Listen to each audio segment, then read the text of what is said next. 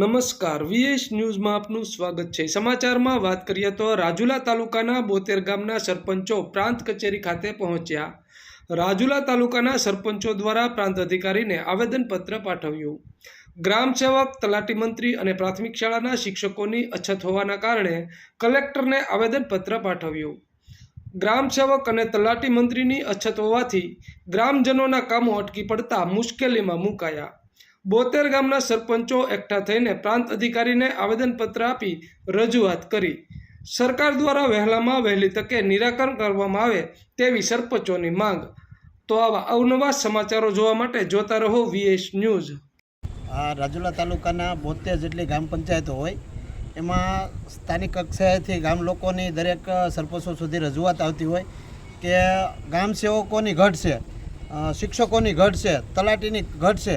આવા અનેક મુદ્દાને લઈને ગામ લોકોની માંગણીને અમે વાસા આપવા માટે 72 ગામના સરપંચો વતી અમારું પરિષદ દ્વારા એક આવેદનપત્ર આપ્યું છે કે અમારી માંગણી એવી છે કે દરેક ગામમાં 2 ગામ દીઠ એક તલાટી છે, એમાં 3 ગામમાં થાય તો પણ ચાલશે। જે ઘટ છે તલાટીની, એ તલાટીની ઘટ પૂરી થાય, ગામ સેવકોની છે ઘટ પૂરી થાય। ગામ સેવકોની વાત કરીએ તો 72 તાલુકા વચ્ચે 6 ગામ સેવક છે હાલમાં, તો દરેક ગામ સેવક પાસે 10 ગામ છે, તો કઈ રીતે પહોંચી વળવાના છે, જેથી કરીને ખેડૂતોના કામો થતા નથી।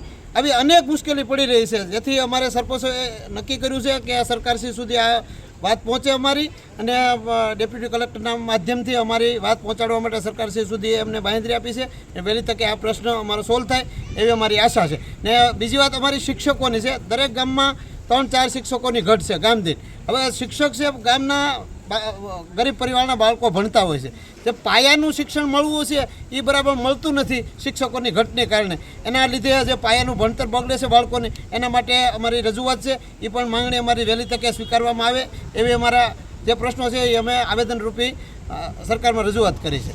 એ અમે સરપંચો દ્વારા અમારી મુખ્ય 3 માંગણી છે।